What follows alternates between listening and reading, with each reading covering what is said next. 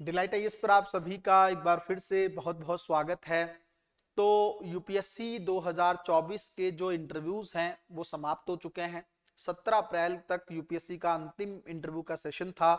अब एक सबसे बड़ा सवाल खास करके उन बच्चों के मन में चल रहा होगा जिन्होंने इंटरव्यू दिए हैं कि यूपीएससी का फाइनल रिजल्ट कब तक आ सकता है ना? क्या संभावना है, कितने दिनों में रिजल्ट आएगा?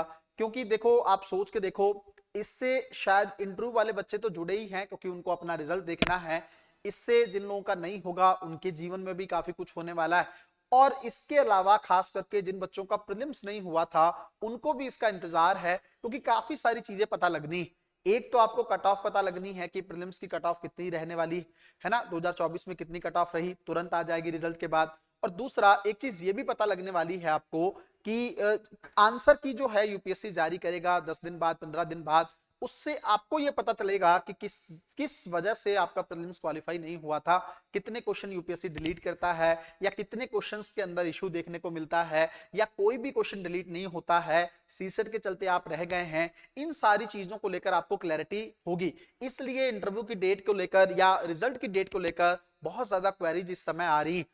तो सबसे पहली चीज तो मैं आप लोगों को बता देना चाहता हूं कि अब देखो, यूपीएससी 2024 के लिए जून के आसपास एग्जामिनेशन प्रीलिम्स का हुआ है ना, और सितंबर में यूपीएससी का मेंस एग्जामिनेशन हुआ और मेंस क्वालिफाई किया लगभग 2850 लोगों ने, है ना। तो यूपीएससी ने 2850 लोगों के लिए इंटरव्यू कंडक्ट किया, है ना। 1056 के आसपास सीटें हैं, तो उसका 3 गुना यूपीएससी ने इंटरव्यू में बुलाया था।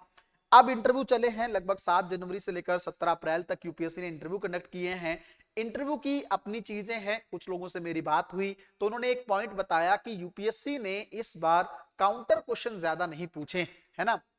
मतलब एक होता है ना कि आपने कोई सवाल क्रिएट किया, उसी सवाल में दूसरा सवाल बन रहा है, दूसरे सवाल में तीसरा सवाल बन रहा है, ज्यादा से ज्यादा काउंटर करने की कोशिश की जा रही है ताकि आप पे दबाव क्रिएट हो और आपकी स्किल को टेस्ट किया जा सके, क्या सच में आप प्रेशर को डील कर पाते हैं इंटरव्यू में या नहीं। तो इस तरह की रणनीति इस बार यूपीएससी ने छोड़ी है। उसकी वजह क्या है वो हम लोग किसी अलग वीडियो में डिस्कस करेंगे। कुछ आंतरिक चीजें हैं तो ज्यादा खुलकर इसको लेकर बात नहीं कर सकते। अब बात यह है कि 17 अप्रैल का दिन जा चुका है। अब यूपीएससी रिजल्ट का फाइनल जो है आपको दे सकता है। फाइनल रिजल्ट यूपीएससी का मेरे हिसाब से 21 से 22 अप्रैल के बीच में आ जाना चाहिए। हालांकि तुरंत तो आने की संभावना कम है, वैसे तो कभी भी यूपीएससी रिजल्ट दे सकता है किसी भी समय, लेकिन मेरे हिसाब से 21 या 22 अप्रैल को आ सकता है। तो जिन बच्चों ने इंटरव्यू दिया है थोड़ा सा दिल को अब थाम के बैठ जाइए। अगर आपका इंटरव्यू अच्छा गया है, आपको लगता है कि मेंस एग्जामिनेशन कम से कम अच्छे से लिखा है आपने, निश्चिंत रहिए, आपका नाम आ जाएगा, आप सिलेक्ट हो जाओगे। और जो बच्चे मान लीजिए जिनका रिजल्ट नहीं भी होता है और मार्क्स बड़े अच्छे हैं, तो आप लोग रिजर्व लिस्ट को लेकर वेट करिएगा, उसके अंदर भी आपका नाम आ सकता है। मैंने बहुत सारे लोग पिछले 3-4 सालों में देखे हैं जिनका पहले नाम नहीं आया लेकिन रिजर्व लिस्ट में नाम आ गया। रिजर्व लिस्ट यूपीएससी बाद में जारी करता है। बहुत सारे लोगों को जो है सर्विस अलॉटमेंट नहीं हो पाती है, किसी वजह से वो जो है प्रोसेस से बाहर कर दिए जाते हैं, तो उनकी जगह यूपीएससी को सीटें फिल करनी पड़ती हैं। तो आसपास जिनका कट ऑफ के मार्क्स रहता है उनके होने की संभावनाएं बढ़ जाती। अब बात यह है कि रिजल्ट आ गया। अब इसके बाद कुछ लोग होंगे जो जितना यूपीएससी को लेना है, 1058 या 56 के आसपास सीटें हैं, तो उतने लोग तो क्वालिफाई हो जाएंगे, लेकिन बाकी लोगों का क्या। सबसे बड़ी चीज तो यह है कि बहुत बड़ा झटका है, आप प्रीलिम्स क्वालिफाई कर लेते हो, मेंस क्वालिफाई करते हो और फिर आपको इंटरव्यू में पता लगता है कि आपका सिलेक्शन नहीं हुआ है, आपको फिर से प्रोसेस में जाना होगा। तो ये एक बहुत नेगेटिव जोन है क्योंकि मैं इसको फेस कर चुका हूं, इसलिए मुझे पता है कि जीवन ऐसे लगता है कि सब कुछ समाप्त हो चुका है। लेकिन आपको ये चीज बहुत अच्छे से पता है कि यूपीएससी में हर अब तीन जो 2850 लोगों ने इंटरव्यू दिया है, सबका तो नहीं होना है ना। इसका मतलब लगभग 1850 के आसपास या 1800 लोगों का रहेगा। तो आप मान के चलो कि रिजल्ट जो है थोड़ा सा नेगेटिव भी आ सकता है। अगर आपके पास अटेम्प्ट बचे हैं और आपके पास समय जो है लगभग 1 महीने का रहेगा नेक्स्ट ईयर का या 2025 का प्रीलिम्स एग्जामिनेशन देने के लिए, तो आपको, अगर आप ज्यादा नेगेटिव रहेंगे, ज्यादा परेशान रहेंगे, समय ज्यादा खराब कर देंगे इस चीज को लेकर, तो फिर आप तैयारी नहीं कर पाएंगे क्योंकि आपके पास समय लगभग 30 दिन का बचेगा। पूरे प्रीलिम्स एग्जामिनेशन को रेडी करना है, सभी सब्जेक्ट को टच करना है। मैं मानता हूं कि आपका स्तर अच्छा होगा तभी आप इंटरव्यू में पहुंचे हैं, आपके पास अपने नोट्स होंगे, आप जल्दी से चीजों को कर सकते हैं। लेकिन मान के चलिए प्रीलिम्स का सिलेबस बहुत ज्यादा है, समय लगता है और आपको पता है कि रिजल्ट से तुरंत निकल के तैयारी करना अपने आप में एक बहुत बड़ा चैलेंजिंग टास्क है। उसके अलावा अब एक चीज और भी है मैं जो पर्सनली ये फील किया हूं ज्यादातर बच्चों को लेकर, वो ये है कि जो लोग इंटरव्यू में रह जाते हैं वो प्रीलिम्स को लेकर उतना सीरियस नहीं होते। उनको लगता है कि देखो प्रीलिम्स और मेंस में मुझे दिक्कत नहीं होगी, मेरा इंटरव्यू की वजह से फाइनल सिलेक्शन नहीं हुआ है। वो बात अलग है कि इंटरव्यू अगर 10 मिनट चला है तो फिर तो इंटरव्यू ही दिक्कत है, लेकिन अगर आपका इंटरव्यू 30-35 मिनट चला है या 40 मिनट चला है ना, तो आपको देखना होगा मेंस के अंदर आपको प्रॉब्लम, वो मार्कशीट में आपको चीजें दिख जाएंगी। अगले साल आपको मेंस के लिए काम करना है। लेकिन अगर प्रीलिम्स नहीं हुआ तो मेंस कहां से दोगे? ये तो एंट्री है ना। अगर ये टिकट ही आपको मेंस का नहीं मिलेगा तो फिर नेक्स्ट ईयर का वेट करना पड़ेगा आपको। अगले साल आपको प्रीलिम्स देना पड़ेगा, उस साल मेंस देना पड़ेगा, और फिर आपके करियर की चीजें जो हैं वो कम से कम 1.5 से 2 साल डिले हो जाएंगी। इसीलिए प्रीलिम्स को बहुत सीरियस लेना है।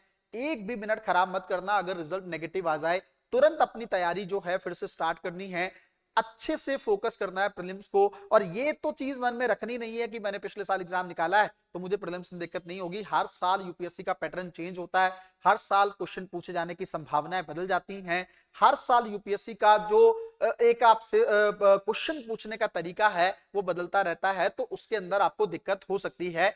तो अच्छे से प्रीलिम्स को रेडी करेंगे। दूसरी चीज ये है कि जिन लोगों का जैसे रिजल्ट आ जाएगा उसके बाद जिन लोगों ने लास्ट ईयर प्रीलिम्स एग्जामिनेशन दिया था और उनका क्वालिफाई नहीं हुआ था, तो सबसे पहली हेल्प तो उनको मिलेगी कट ऑफ की लिस्ट से, है ना। यूपीएससी कट ऑफ जारी करेगा। मेरे हिसाब से मैंने शायद उस समय बताया था कि 85 से लेकर 90 के बीच में यूपीएससी का कट ऑफ इस बार रह सकता है, तो हो सकता है उसी के आसपास हो। 85 से लेकर 95 के जोन में यूपीएससी का कट ऑफ इससे बढ़ने वाला नहीं है, यही देखने को मिलेगा। दूसरी चीज ये है कि कट ऑफ से आपको एक आइडिया लग जाएगा कि हाँ यूपीएससी का पेपर जो है 2024 में थोड़ा सा इजी रहा है, तो हो सकता है इस बार पेपर वही लेवल रखे, लेकिन मेरे हिसाब से स्तर जो है इस बार यूपीएससी का बढ़ने वाला है। दूसरी चीज ये है कि जो आंसर की जारी करेगा यूपीएससी, उससे आपको अपने पेपर की चीजें पता लग जाएंगी। कौन से सवाल जो है आपको पता है, काफी सारे सवालों को लेकर इशू भी था कि शायद यूपीएससी के सवाल जो हैं या उनका आंसर जो है वो गलत बैठ रहा है, मतलब सटीक चीजें नहीं है। मेरे हिसाब से 2-3 सवाल थे, लेकिन कई लोगों ने या कई कोचिंग्स की तरफ से ऐसा बोला गया कि इन सवालों की संख्या लगभग 8 से 10 के बराबर है, तो क्या यूपीएससी इतने सारे सवालों को डिलीट करेगा? तो ये देखने वाली बात होगी। आंसर की से आपको अपनी कमजोरियां भी पता चलेंगी कि मैंने कहां पे गलत किए, मतलब मैंने पॉलिटी में कितने सवाल गलत किए हैं, मैंने इकोनॉमिक्स में कितने सवाल गलत किए हैं, मैंने हिस्ट्री में कितने सवाल गलत किए हैं।